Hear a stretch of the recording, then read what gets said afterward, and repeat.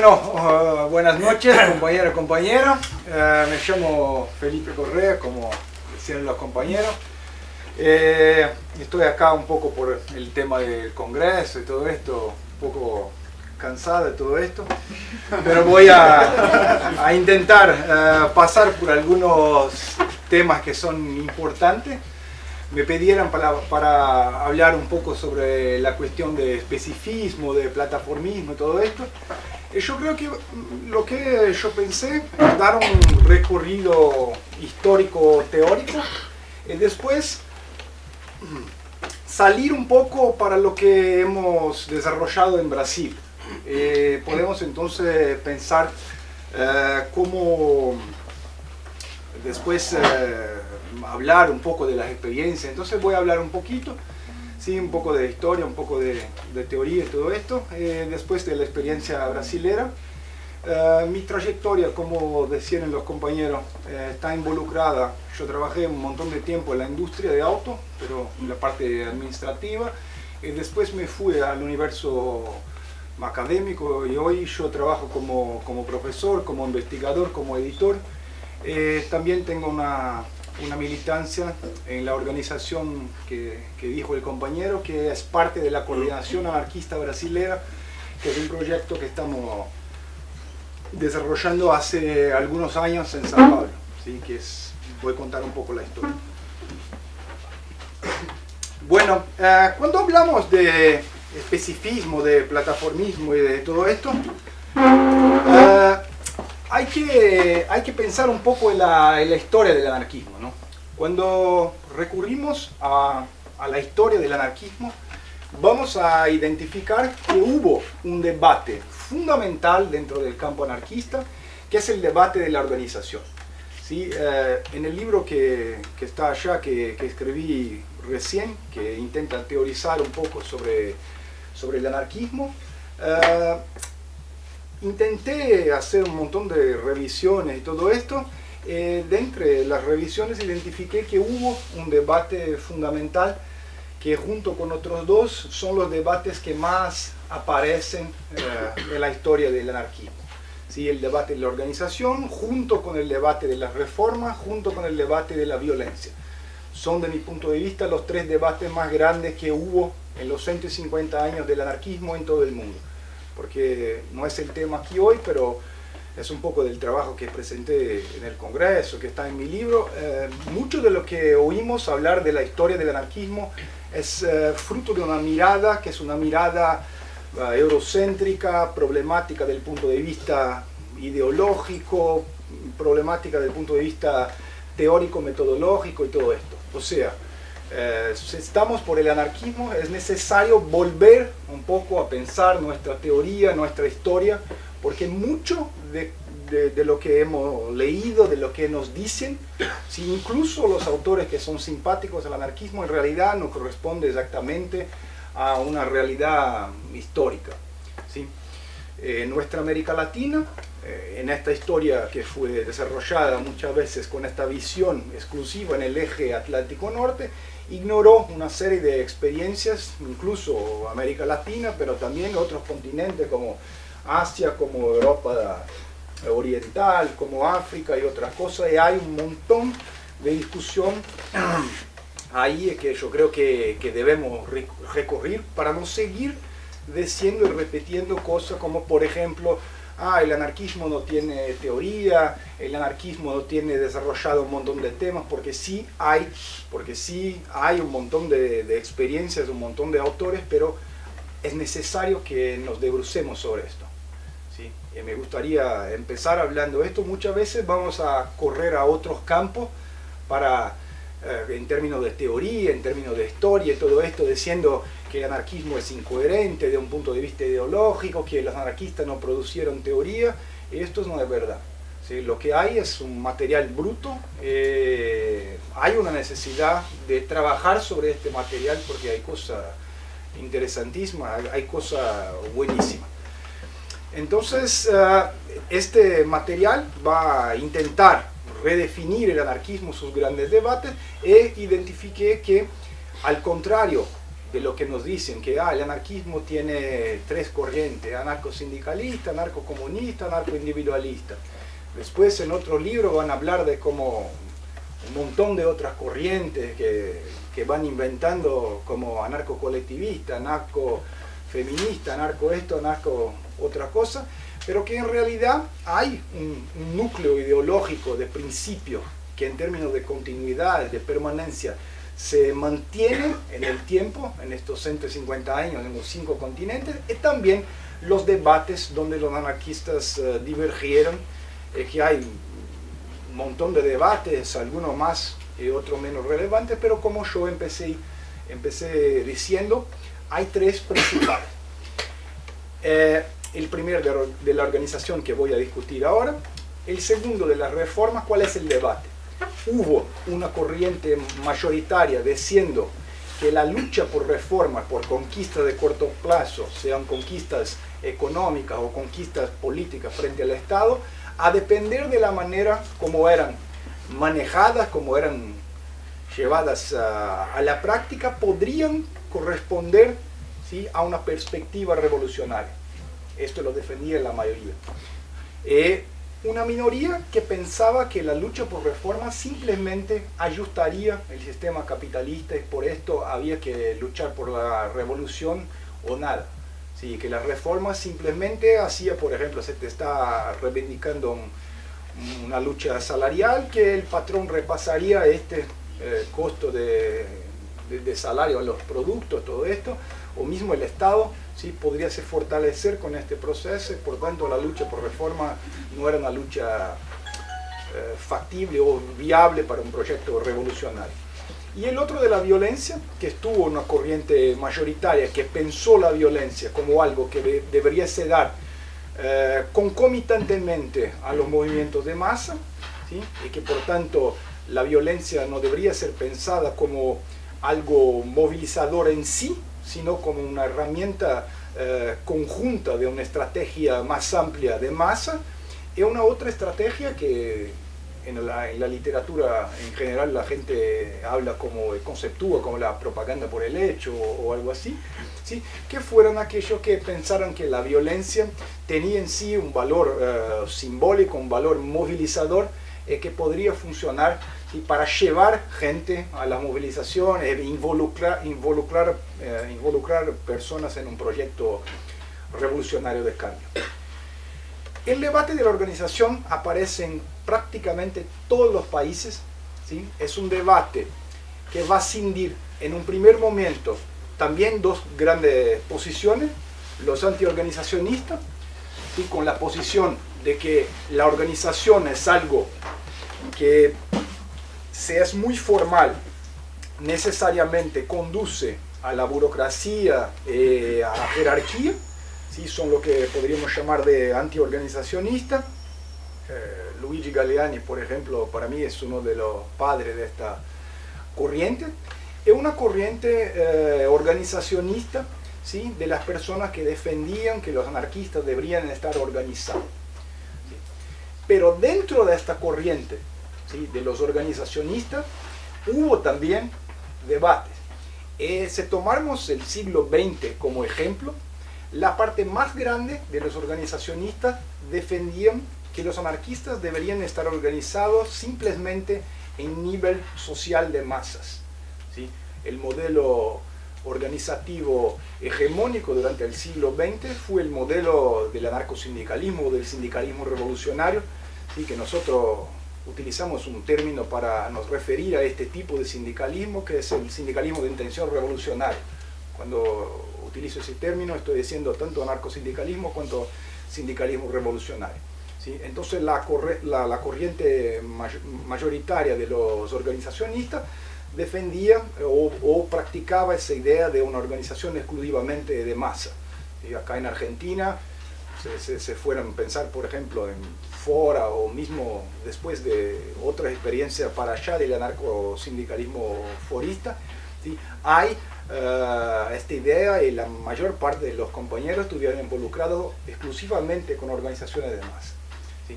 Pero hubo también una otra posición que no es mayoritaria, es minoritaria, pero que tuvo un impacto importante en la historia del anarquismo que nosotros hemos llamado de dualismo organizacional. O sea, una corriente que como estas que se presentan acá, ¿sí?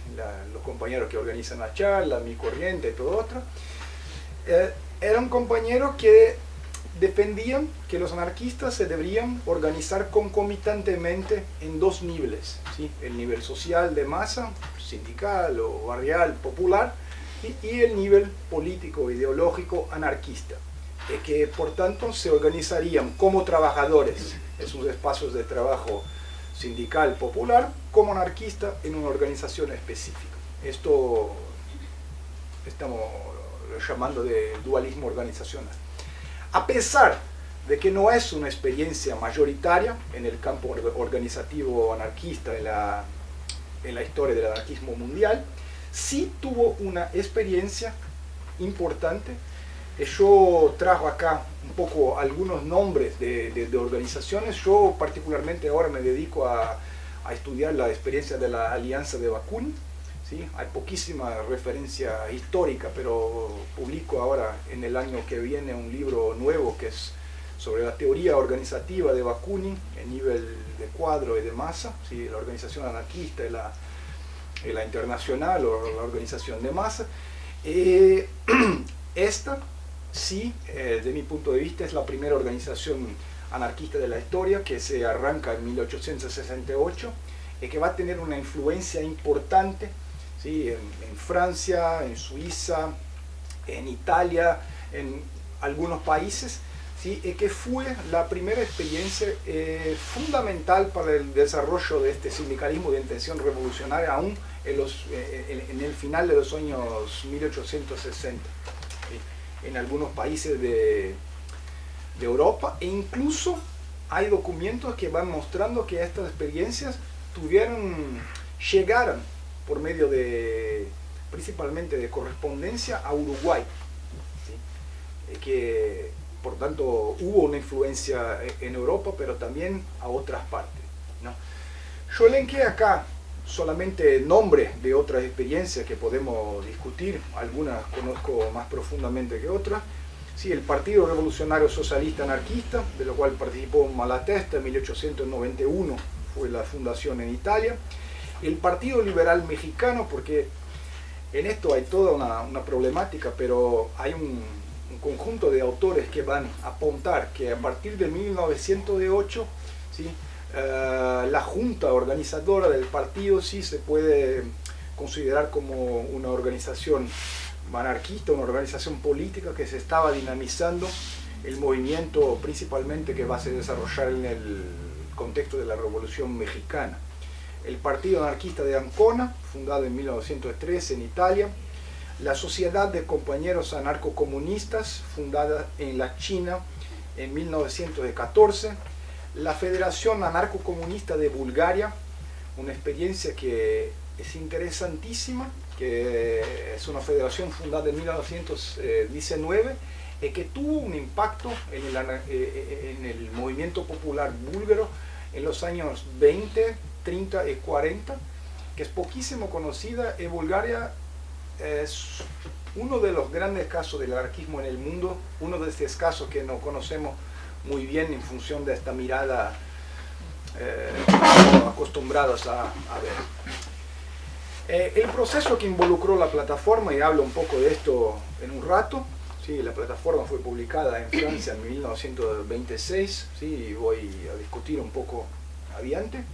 El Partido Anarcocomunista, también poquísimo conocido, del Japón, fundado en 1934, y la Federación Anarquista Uruguaya, 1956, también los vamos a discutir un poco adiante, y otros movimientos y otras organizaciones que arrancan, por ejemplo, por los 80 y hasta hoy, como los Workers' Solidarity Movement, que están en Irlanda hasta hoy, la Federación de Anarquistas Comunistas de Italia, que ahora se cambiaron de nombre, pero que se funda con este nombre en 1985 en Italia.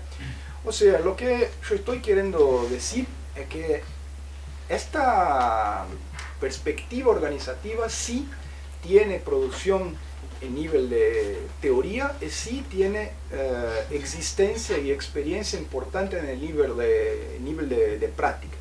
Y hoy yo, a pedido de la organización, sí, estoy hablando particularmente de dos experiencias históricas. ¿Sí? El nombre de nuestra charla acá hoy habla de plataformismo y del especificismo, ¿sí? En cuanto a anarquismo organizado. ¿Sí? Hablo un poco de esto y después cómo esto se maneja un poco en Brasil, conforme hablé anteriormente. Bueno, de mi punto de vista, el plataformismo y el especificismo, ¿sí? Yo creo que hay acá una problemática terminológica también, porque hay que saber exactamente de qué hablamos, porque acá en Argentina yo vengo acá de tanto en tanto, trabajé un montón acá también, estoy siempre con los compañeros, conozco un poco la trayectoria de los últimos 10 o 15 años del anarquismo porteño y todo esto. Muchas veces veí la gente se referir al especificismo como simplemente los anarquistas que defendían la necesidad de una organización específica anarquista, pero cuando hablamos de especificismo, en realidad hablamos de un poco más y hablamos justamente de una tradición que es una tradición histórica, que tiene contexto, que tiene un local en términos geográficos, que tiene un contexto histórico y todo esto. Y por tanto, cuando hablamos de plataformismo y del especificismo, de mi punto de vista, estamos hablando de experiencias históricas que fueran llevadas a la práctica concretamente de este modelo que teóricamente podrían llamar de dualismo organizacional. O sea, esta idea de la doble organización, todo esto se ha desarrollado en diferentes contextos y lo que se puede llamar plataformismo fue una manera que esto se desarrolló en la historia, y el especificismo, y estoy haciendo acá referencia a la práctica de la Federación Anarquista Uruguaya después de 1963, ¿sí? Es también una tradición que se va a desarrollar principalmente en el periodo de 10 años hasta el golpe en Uruguay. ¿Sí? Hablo primeramente de la plataforma. ¿Sí? La plataforma este año cumple 90 años, ¿sí? Un año de conmemoración, ¿sí? Pues fue publicada en 1926, como yo dijo antes, como ustedes todos saben, por un grupo de militantes que eran exilados rusos ucranianos, ¿sí? Que estaban exilados en Francia en función del desarrollo del bolchevismo después de la Revolución Rusa. Este es un documento en realidad que por mucho tiempo se llamaron la plataforma de Archinov. Verificamos, por ejemplo, los textos franceses hasta los años 80, desarrollaron como que una tesis que esto era un documento escrito por Archinov, que incluso en un momento de su vida volvió a la Unión Soviética y ha renunciado a lo que ha escrito sobre anarquismo y todo esto, lo que en los años 80 en realidad hubo una serie de estudios que empezaron a mostrar que en realidad la plataforma era obra colectiva. Entonces que este texto de 1926 en realidad es un poco la síntesis del debate que empieza en 1921. ¿Sí? Piotr Archinov, ¿sí? Es uno de los obreros que se involucró en el proceso revolucionario ucraniano, ¿sí? Escribe una historia de la Makhnovchina, ¿sí? Está publicado en castellano incluso, ¿sí? Y hay un último capítulo de este libro en que se empieza la reflexión que inicia el debate que después se continúa en Francia. ¿Sí? Para mí es donde está el primer momento de este debate, dentro del cual se va a involucrar un montón de otros compañeros, principalmente cuando llegan a Francia, y van a fundar una revista que va a tener el nombre de Dielo Truda. ¿Sí? Dielo Truda, causa de trabajo, causa operaria, podríamos decir. ¿Sí? Es una revista que tenía como intuito promover las discusiones, va a contribuir Magno, va a contribuir una serie de otros compañeros, Janko, varios otros, ¿sí? Ida Met, todos los que van después ser responsabilizados por la plataforma. Después de varios años de debate, ¿sí?, se publica la plataforma, que es una especie de síntesis que va a intentar tener un impacto en la realidad a partir de los presupuestos teóricos que estaban colocados. La plataforma parte de una reflexión crítica de Rusia, ¿sí?, pero hay toda una corriente hoy en día que va a pensar, por un lado, esta idea de que la plataforma es la introducción de un tipo de bolchevismo dentro del anarquismo. ¿Sí? Yo creo que por un problema de lógica no conocemos muy bien al modelo organizativo de Bakunin, ¿sí? Por esto estoy trabajando en la investigación y afirmo acá, si la plataforma es bolchevique, Bakunin es bolchevique antes del bolchevique. Estoy diciendo, es un tipo de anarquismo, ¿sí?, que estaba colocado desde el primer momento por Bakunin, pero lo que podemos sí interpretar es que hubo lecturas de este documento que caminaron, ¿sí?, a prácticas cuestionables, a prácticas muchas veces no anarquistas, ¿sí? Pero es un documento que hace una reflexión crítica de la revolución rusa, se preguntando un poco por qué perdimos la revolución, dónde estaban los problemas, por qué teníamos un montón de grupos que no estaban articulados, por qué los trabajadores querían respuesta y no teníamos respuesta a dar, ¿sí?, cuáles fueron las dificultades, ¿sí? Es también una observación que algunos investigadores van a cuestionar un poco hoy, porque los miembros de Dielo-Truda pensaban, afirmaban que el movimiento en Francia estaba completamente caótico, ¿sí? Hay toda una línea de investigadores, en particular un francés que a mí me gusta mucho, que se llama René Berthier, que va a afirmar que en realidad los miembros de Dielo-Truda estaban mirando a donde no estaban donde no estaba la parte organizada de los anarquistas, que era dentro del movimiento sindical, que ellos estaban viendo por periódicos, otros espacios, que en realidad había una corriente individualista, antiorganizacionista, toda problemática, pero la plataforma es un tipo de autocrítica elaborada colectivamente y que va a proponer un modelo de organización con base en escritos de práctica de Bakunin y de Kropotkin principalmente. Y Kropotkin no es muy conocido por su posición, pero hay una cita en la plataforma que se refiere a un prefacio que Kropotkin hace de un texto sobre la Comuna de París, que justo habla sobre ese tema que va a llamar el partido anarquista y todo esto, ¿no? Entonces, esta es la base teórica. Ellos van a hacer un poco, intentar limpar el terreno, haciendo una definición de anarquismo, un conjunto de principios, un programa constructivo para la revolución, porque justamente esto parte de esta autocrítica que decían ellos, que en el momento revolucionario muchas veces no sabían para qué lado correr, para qué proyecto desarrollar y todo esto, y van a presentar un esbozo de programa y determinados principios organizacionales, ¿sí? Es la última parte de la plataforma. Ellos van a colocar los clásicos 4 principios, ¿sí? La unidad teórico-ideológica, la unidad táctica, la responsabilidad colectiva y el federalismo, ¿sí? Son los 4 principios que después van a quedar mucho conocidos. Y es importante decir que yo ahora me involucro también bastante con porque estoy trabajando en una publicación, pues esto es importante de hablar, porque grande parte de la problemática de la plataforma se da en relación a la traducción del documento original, ¿sí? La traducción del documento original la hace Volin justamente después que este documento es publicado originalmente en ruso.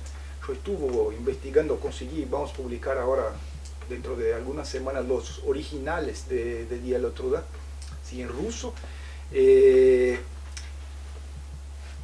Volin, que era un militante que participó en algún momento de la revolución en Ucrania, pero que después se torna quizá el más grande enemigo de la plataforma, fue justamente la persona que ha hecho la traducción.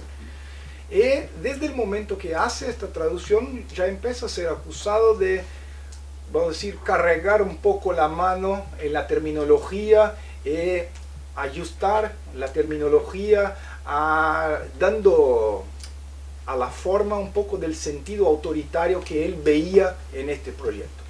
Entonces ustedes acá ya tienen una versión revisada desde el ruso, que fue hecho por Frank Mintz, se meten en la internet y la encuentran. Lo hicieron también los italianos, ahora estamos haciendo lo brasilero directamente del ruso. ¿Sí? Entonces hay en primer lugar que superar esta cosa de los problemas de traducciones, ¿sí? Porque te doy una idea. Hay un término en ruso que se puede traducir como estimulador, como animador, lo metió como vanguardia. Sí, estoy diciendo, son diferencias que no son muy grandes, pero que en realidad, haciendo un conjunto grande de alteraciones de este tipo, se dio un poco el sentido que a él le gustaría. Esto por un lado. Por otro lado, un desconocimiento muy grande de la propia historia del anarquismo. Entonces, el debate es un debate increíble. Aquellos que no conocen, yo recomiendo que busquen, porque de mi punto de vista, el debate más grande sobre la cuestión de la organización es el debate en torno de la plataforma, con contribuciones que concordan, que discordan con todo, pero contribuyeron con este debate compañeros importantísimos del anarquismo, como Malatesta, todos lo saben, pero también Luigi Fabbri, como Berneri, como el propio Volin, como esto. Hay un conjunto que yo creo que debe llegar a 30 textos que son interesantísimos, algunos grandes y todo esto, y que algunos de estos muestran un desconocimiento muy grande de la propia historia del anarquismo, de gente que decía, por ejemplo, que esta idea de pensar que después del proyecto, después del periodo revolucionario, habría lo que podríamos llamar un periodo de transición, donde se haría, ¿no?, el trabajo de transición hasta una sociedad comunista. Esto está, no para una sociedad comunista, pero colectivista, pero esto está en Bakunin. Sí, esto está en Malatesta, cuando hablaba, por ejemplo, de un periodo intermedio donde se podría trabajar con el colectivismo hasta que hubiera la posibilidad del comunismo, de la distribución basada en las necesidades y todo esto. Y también un poco de incomprensión. Después podemos entrar un poco en esto, pero el debate con Malatesta para mí es esto. Hay un montón de incomprensión, y esto es una cosa que tenemos que tener cuidado, porque muchas veces dentro del anarquismo empezamos a discutir cosas, por ejemplo, el debate sobre poder. La gente queda diciendo a favor de poder o en contra del poder, pero nadie lo conceptúa. Uno queda discutiendo por qué el poder es malo, sino que está se refiriendo al Estado. El otro diciendo que defiende el poder popular, pero conceptuando de otra manera. Y grande parte de la discusión de la plataforma se da un poco en esta discusión de loco, ¿no? Decir así, que donde no hay correspondencia en los temas que discuten, ¿sí? Entonces, en términos de influencia, la plataforma es un documento, pero que tuvo una influencia bastante restricta en un primer momento. La experiencia más fuerte que tuvo, porque este documento fue publicado, la idea era que lo elaboraran colectivamente, la idea era crear una organización que lo pudiera, incluso hay en el título, la plataforma organizacional de la Unión General de los Anarquistas, porque vemos con el título también cambiado, ¿no?, la Unión de la Comunista Libertaria, todo el término libertario no se utiliza una vez en la plataforma, y todas las traducciones tienen un montón de libertarios, de anarquista que está dicho, ¿no? Y hay entonces una tentativa de crear esta organización. Lo más próximo de esto que llegaron sí fue en 1927, que se forma una Federación Internacional Comunista Anarquista, a veces traducido como Comunista Libertaria, ¿sí? Es que fue una tentativa de exactamente crear una internacional con organizaciones que defendían este punto de vista. Pero al final, un conjunto de factos como el montón de ataques que recibieron, represión policial en una de las discusiones, por ejemplo, que estaban teniendo con gente de todo el mundo, llegó la policía, prendió a todos. ¿Sí? Entonces hubo este problema de represión y hubo este problema también, según los propios autores, de incomprensión por parte del movimiento libertario, no solo francés, pero también de otras partes, ¿no? Entonces la plataforma va a empezar a tener una influencia un poco después, ¿sí? En los años 50, en Francia, por ejemplo, pero también ya con una interpretación que se podría cuestionar por parte de Georges Fontenis, y después una serie de otro desdobramiento, pero siempre fue un poco motivo de conflicto. Este debate, plataforma, que era este modelo de organización con unidad teórico-ideológica, unidad táctica, responsabilidad, ¿sí? Toma de decisiones obligatoria para todo lo conjunto de los miembros, todo esto, este modelo va a ser confrontado. Este es un debate fuertísimo de los años 50 para frente, con el modelo que se convencionó llamar sintetista, que es el movimiento que dice que todos aquellos que se entienden como anarquistas deben estar juntos, ¿sí? Y que dentro de un mismo grupo, dentro de una misma organización, estos grupos, los individuos deben tener autonomía de desarrollar los más distintos proyectos que quieran. Que esto, de cierta manera, como todos son anarquistas, contribuiría, ¿sí? Con esta idea de construir una sociedad distinta y todo esto. Entonces este debate, que es un debate central, que emerge en este momento, ¿sí? Es un debate que va a tener un impacto especialmente en Europa a partir de los años 50, por ejemplo, toda la disputa en torno de la Federación Anarquista Francesa, ¿sí? Va a tener esto como cuestión, ¿sí? La organización que es disputada, después que podemos discutir esto después. Bueno, cuando hablamos de especificismo, ahora estamos nos refiriendo a una experiencia que, para allá de otras experiencias de dualismo organizacional, por ejemplo, la gente a veces se refiere a la experiencia de FACA acá como especificismo. Y FACA, de mi punto de vista, es una más de las experiencias de dualismo organizacional que tenemos nosotros en el mundo. Sí, pero cuando hablamos de especificismo, al menos de la manera que comprendemos nosotros, tenemos esta referencia no en el dualismo organizacional de manera general, pero este nombre, al menos a nosotros los brasileños, nos llega en los 90 por una influencia directa de la Federación Anarquista Uruguaya. La Federación Anarquista Uruguaya llega en concepciones relativamente próximas de la plataforma, pero por fuentes relativamente distintas. ¿Sí? La plataforma no fue conocida en Brasil, ¿sí? Yo creo que en Argentina, en otro lado, en Uruguay, yo estoy cierto también que no. En Uruguay, yo, no sé si conocen, pero yo elaboré una entrevista con Juan Carlos Mechoso, que es un militante importante de la Federación Anarquista Uruguaya, ¿sí? Que estuvo preso por 12 años durante la dictadura, fue una persona importante en el proceso de reorganización de los 80, salió en libro por algunas editoriales, y pregunto a Juan Carlos si conocieran la plataforma o algo, y me dijo que conocieron solamente la experiencia de los búlgaros, pero los búlgaros fueron influenciados por la plataforma. Es el único camino, la única información que encontré que se podría haber llegado en América Latina, en una mención que un grupo de rusos en Brasil también tuvieron contacto con esto, pero nada más. O sea, la FAO, de lo que me parece, llegó en esta concepción, sí, a partir de su interpretación de las concepciones de Bakunin, de Malatesta, pero también de otras cosas, también de la tradición de los anarquistas expropiadores, sí, acá de Argentina, de Uruguay y de otras partes de acá de la parte sur de América Latina, también de la experiencia anarcosindicalista uruguaya, y otras cuestiones particulares acá de también del tercer mundo, vamos a decir, sí, que son las experiencias vinculadas a la lucha antiimperialista, ¿no? Entonces,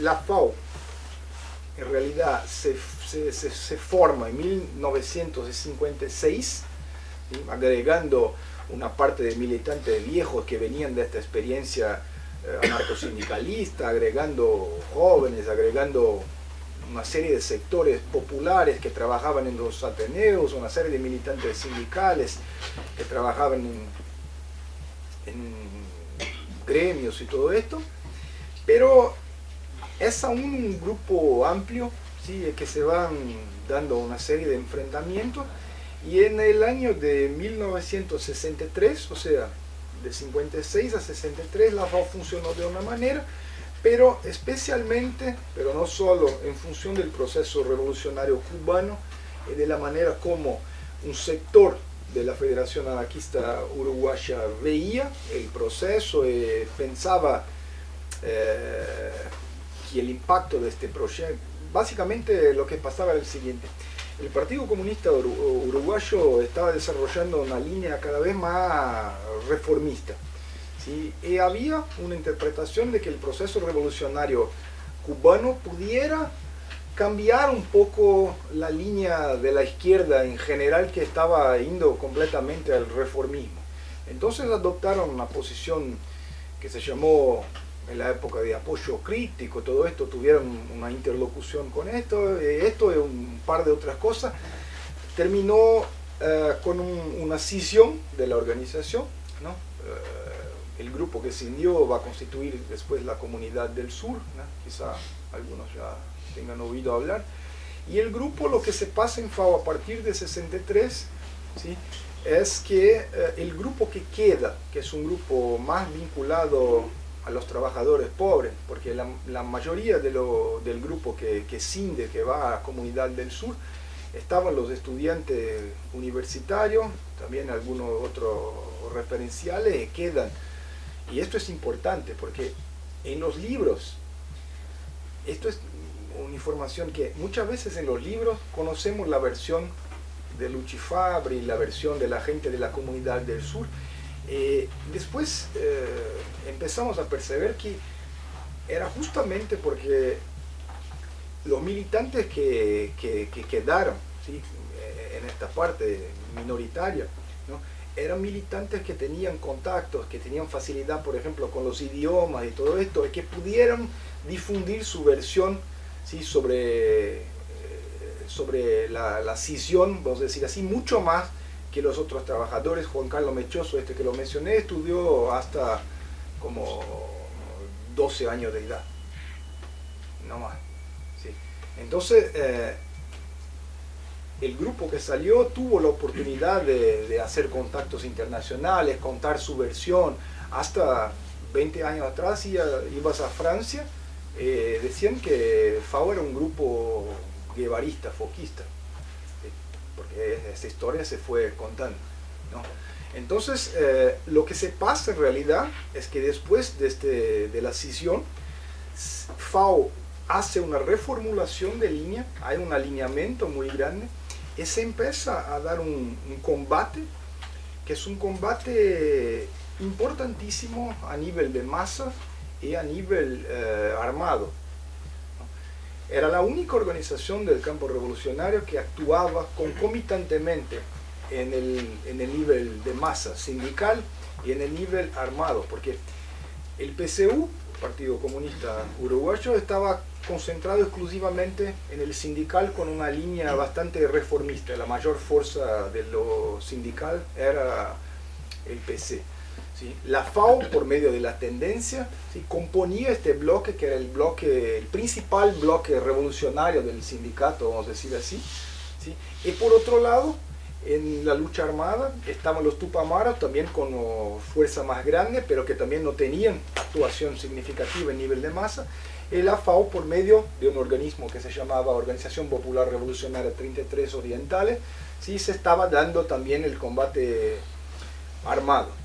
Esta experiencia es una experiencia, de mi punto de vista, histórica importante, sí, que podemos concordar o no, pero de mi punto de vista, innegablemente se puede sacar esta experiencia. Cuando George Woodcock, por ejemplo, va a decir que el anarquismo terminó con la Revolución Española, y tuvo un soplo de vida en 1968 en París. ¿Sí? Esto es uno de los casos, porque hay un montón de otros de que muestra que en realidad para allá del mayo de 68 francés se estaba pasando otra cosa.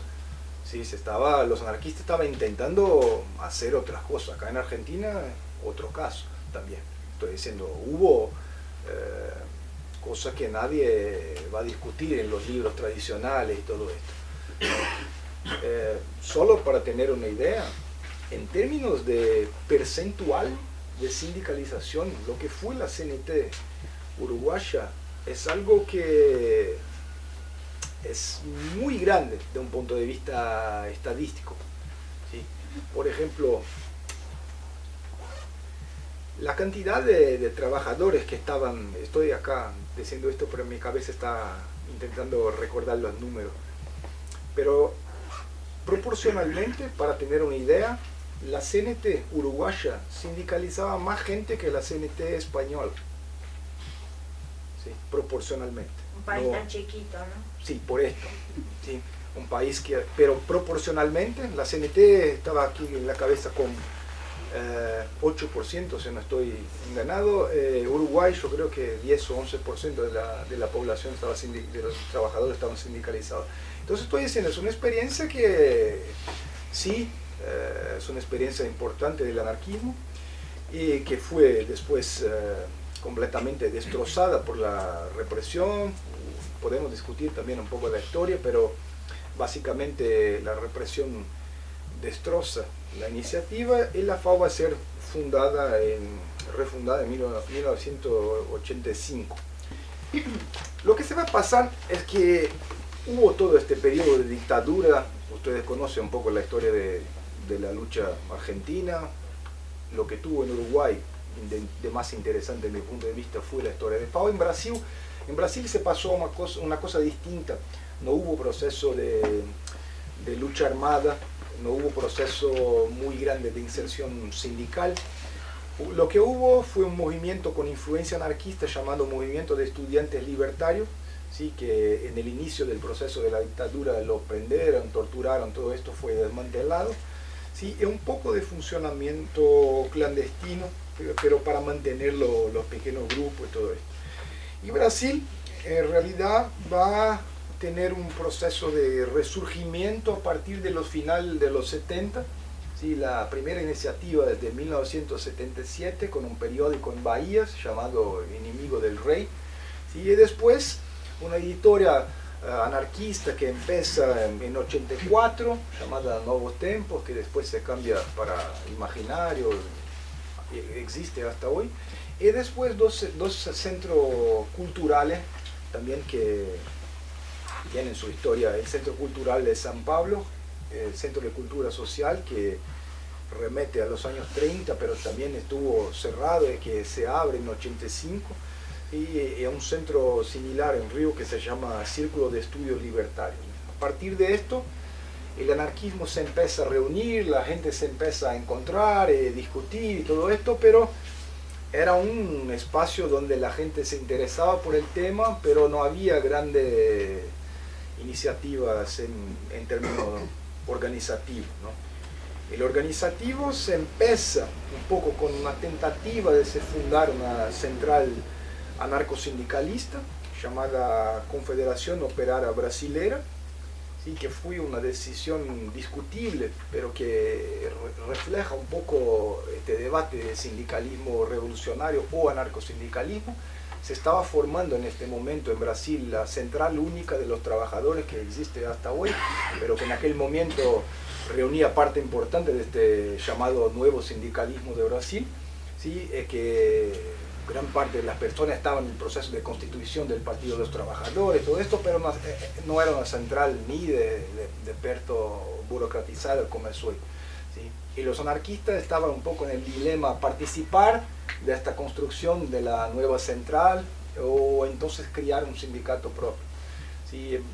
Por los relatos que tenemos de los compañeros, eran como 80 anarquistas que al invés de intervenir en el proceso de la central que se formaba, prefirieron formar un sindicato aparte.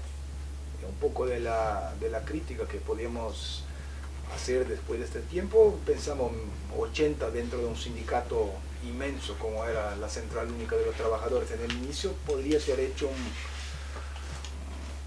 podría haber tenido una influencia un poco más grande que un sindicato de 80 personas que terminó siendo un sindicato chiquito y que se perdió, luego dejó de existir. Hubo un destaque también importante para un grupo llamado mutirão. Es un término que en castellano no sé si hay.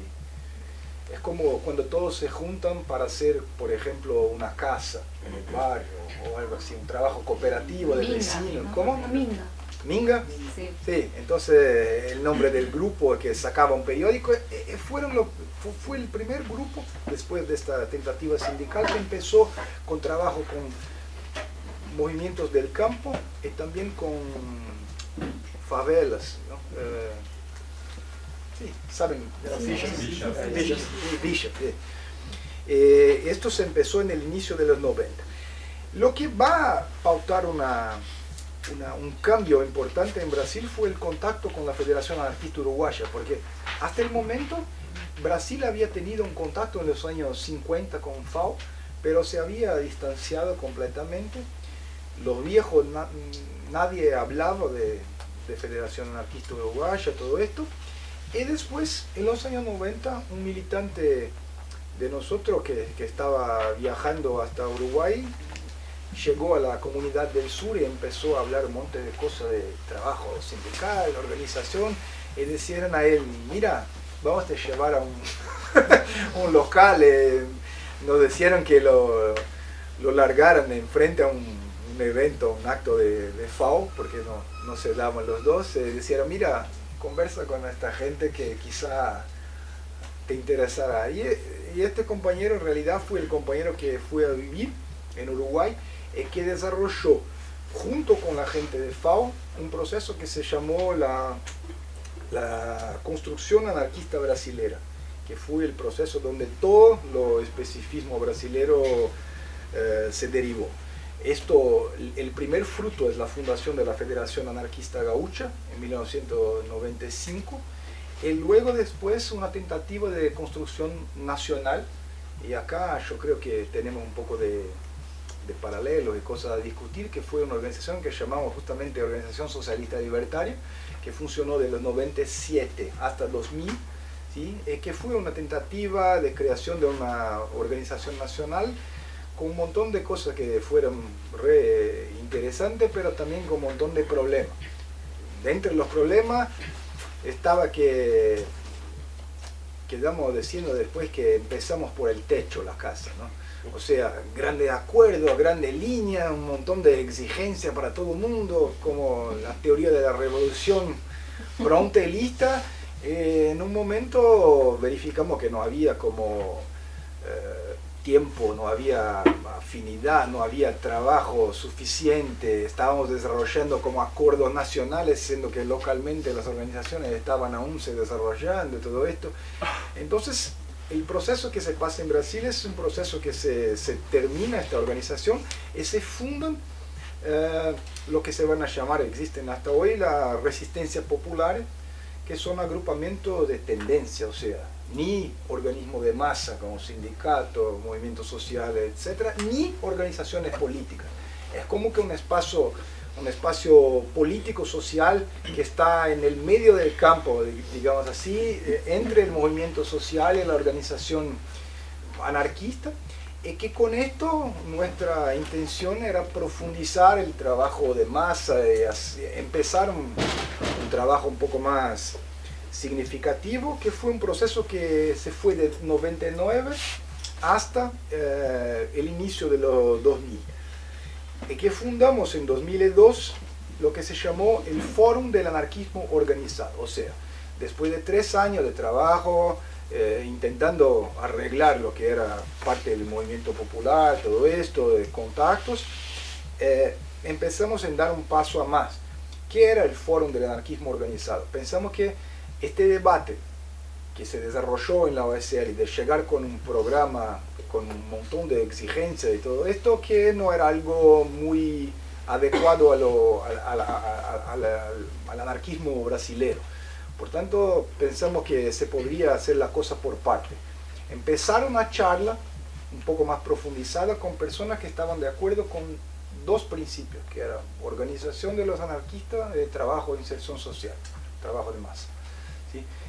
A partir de esto se reúnen, ¿sí? Los anarquistas, se empiezan a trabajar las organizaciones, se empiezan a rearmar las organizaciones que estaban un poco desactivadas y todo esto.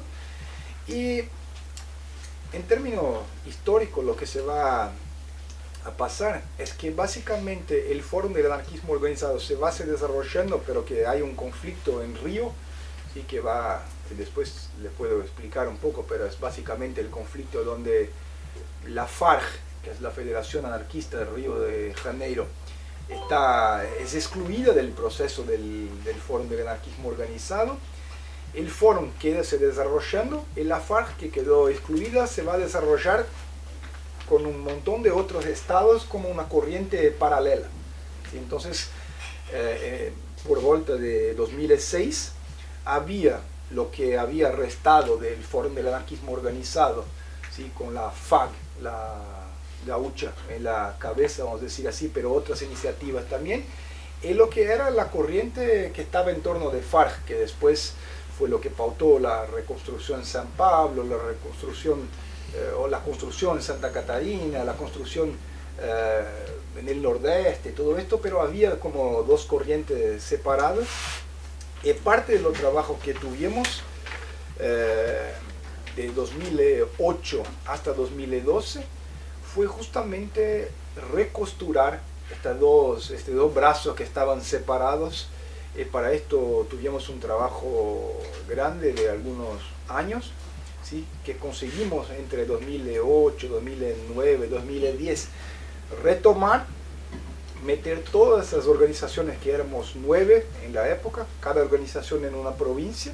Tenemos un modelo organizativo que es una organización por provincia con varios núcleos, ¿sí? Los núcleos se dividen no necesariamente por ciudad. Así, ciudad grande como San Pablo, por ejemplo, hay más de un núcleo, todo esto, sí, núcleos en el interior, todo esto, pero cada organización responsable por una provincia. Hay 27 provincias en San Pablo. En el inicio estábamos 9 organizaciones.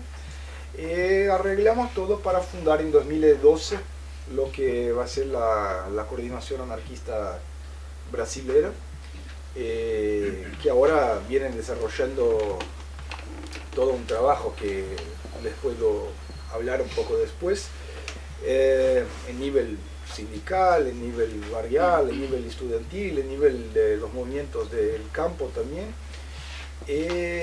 intentando, ¿sí? Crear las condiciones para una organización nacional, porque la idea que tuvimos en 2012 con la creación de la Coordinación Anarquista Brasilera, este término coordinación se refería justamente a este medio del camino, del fórum amplio, con principios solo de organización de trabajo de masa, un espacio para debate, todo esto, y una organización, ¿sí? Que funcionara con acuerdos, con herramientas para leer la realidad y todo esto, un trabajo coordinado, toda esta unidad que creemos ser necesaria.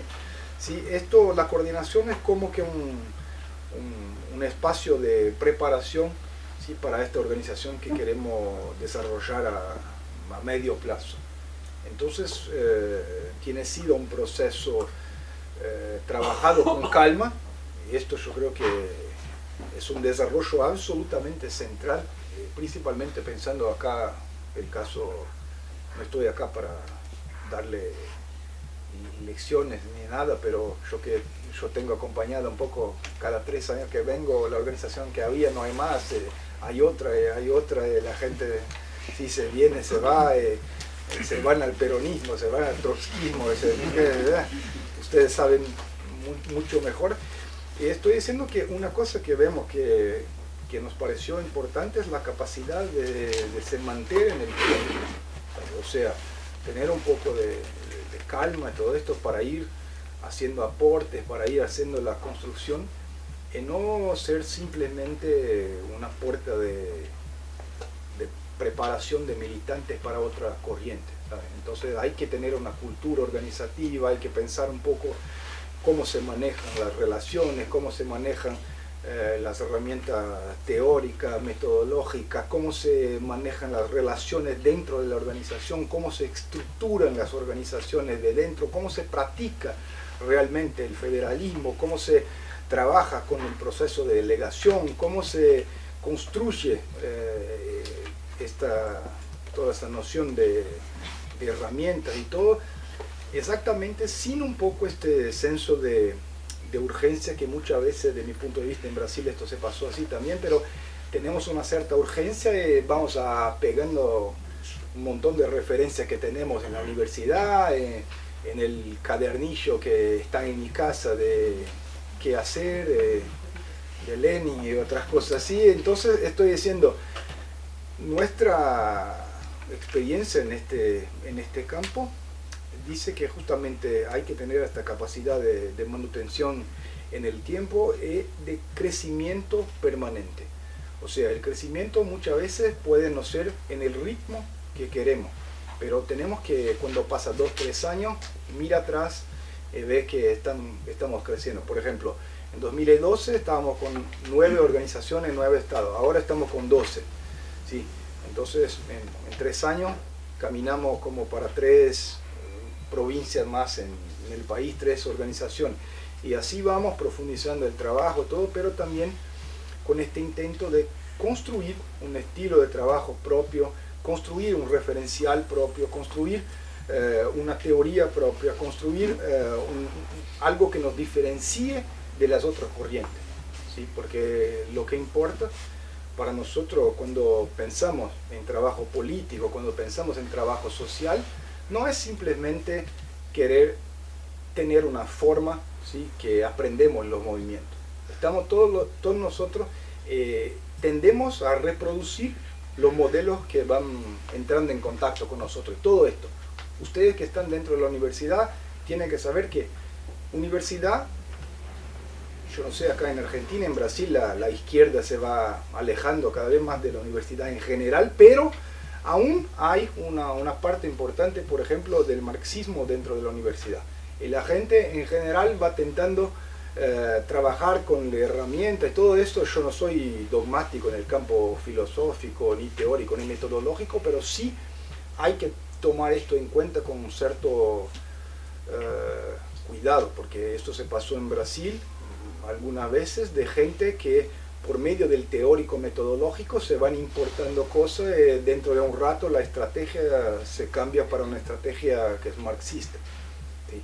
La lectura que hacemos de la realidad es algo que tiene una influencia en la estrategia que es importante. Otras veces queremos referencias, por ejemplo, del punto de vista organizativo, les vamos a viendo lo que hay de material sobre esto, vamos muchas veces teniendo contacto con textos trotskistas o de Lenin o de cualquier otra organización. Todo esto es muchas veces aportando esto. Misma cosa en el campo popular, la manera como hacemos el trabajo social. Si estamos todo el tiempo con este dirigentismo, con la gente que se quiere tornar un referente, con puntero y otras variables que ustedes acá tienen, pero que en Brasil se arregla más o menos de la misma manera. Y muchas veces, sin perseverar, estamos reproduciendo esto, ¿sí? Estamos reproduciendo la relación burocrática con los trabajadores, con los vecinos, con esto, ¿sí? Y yo creo que, tanto desde el punto de vista del aporte teórico ideológico, cuanto de trabajo práctico, de masa, de propaganda, lo que es necesario es recrear o desarrollar un estilo propio, ¿sí? Y esto que tengamos en la cabeza que no lo tenemos, ¿sí? que tengamos un poco la humildad de saber que estamos todo el tiempo, ¿sí?, intentando hacer cosas, intentando practicarlas, viendo lo que funciona, y la importancia de la existencia de la organización, de, entre otras cosas, también permitir una reflexión colectiva sobre qué viene funcionando en los últimos 10, 15 años, qué podemos hacer más porque se funciona, intentando errar menos, pero salir un poco de esta voluntad de tener fórmulas prontas y todo esto, porque no lo tenemos. Es cuando queremos tener todas esas herramientas prontas, en general lo que hemos visto es que vamos importando cosas de otros campos, ¿sí? Por ejemplo, no tenemos, quiero pensar un poco el Estado, no tenemos nada muy profundizado de teoría de Estado, empiezo a pegar aquí y allí, y después en realidad lo que se pasa es que empiezo a leer la realidad con los anteojos de otro, porque sí, en este punto falta en el campo anarquista, ¿sí?, un poco de este esfuerzo, ¿sí?, de ver qué tenemos nosotros, porque lo que no hay en anarquismo, o que hay muy poco, es una cosa que otras corrientes la hicieron mejor que nosotros hasta ahora, que es un poco intentar traducir qué son estos que están en los clásicos, por ejemplo, para cómo miramos la realidad. Por ejemplo, Bakunin tiene una teoría de clases sociales que, desde mi punto de vista, es mucho mejor que la de Marx. ¿Dónde está esto? No está. No está porque está en los libros, tiene que leer un montón de cosas que está aquí, al lado, no hay sistematizado, se requiere un manualcito. ¿Cómo es la concepción de clase de Bakunin? No lo encuentra. Pero se quiere de Marx, tiene como 1000. ¿No? Entonces, lo que estoy diciendo es que es necesario también que las organizaciones tengan un poco un esfuerzo, ¿sí?, de sistematización, de pensar un poco, de intentar crear un ferramental nuevo desde el punto de vista teórico, ¿sí? Porque yo tengo bastante contacto con este campo de teoría social y todo esto, y es increíble cómo la izquierda de manera general se queda presa en ferramental, en herramientas con discusiones que en otros campos que son serísimos también en interpretación de realidad, cuestiones que se superaron hace... En Brasil hay corrientes sindicales que trabajan, por ejemplo, con este determinismo económico, pero de lo más vulgar, de lo marxismo, que mismo los marxistas lo abandonaron hace tiempo, pero que ellos siguen repitiendo. Hacemos formaciones sindicales que nos presentan con las crisis del capitalismo, cómo vamos a llegar a la revolución dentro de 4 años. Cada vez que hacen una formación sindical, la fecha de la revolución se adianta un poco. Pero esto se pasó conmigo un tiempo atrás. Estoy diciendo esto porque es necesario que desarrollemos entonces herramientas para leer la realidad. Es importante que desarrollemos también un estilo de trabajo, cómo vamos a relacionar con los compañeros, con las compañeras, la coherencia estratégica, por ejemplo, que hablamos nosotros. Muchas veces nos alejando de esto. Yo creo que este es un punto, termino con esto. Yo creo que todos los clásicos anarquistas, cuando van a discutir esta cosa de relaciones entre medios y fines, de todo esto en realidad tiene una correspondencia con cualquier teoría de la estrategia, ¿sí? Yo cité un otro día, se va a leer De la guerra, de Clausewitz, por ejemplo, que va a decir: el objetivo condiciona la estrategia condiciona el conjunto de las tácticas, ¿sí? Esto muchas veces lo vamos aplicando al revés en la militancia. Estoy diciendo, el sujeto revolucionario no está creado por la posición que este sujeto ocupa en el proceso de producción o cualquier cosa así. Este sujeto es creado en el proceso de la lucha, ¿no? El sujeto tenemos que crear, no va a brotar la conciencia en la cabeza porque está en la fábrica, ¿sí? En la fábrica yo trabajé, más de 10 años, 90% son reaccionarios, ¿sí? Entonces estoy diciendo, lo que va a formar este sujeto es el proceso, son las relaciones, es la manera que tenemos como intervenir en estas relaciones, ¿sí?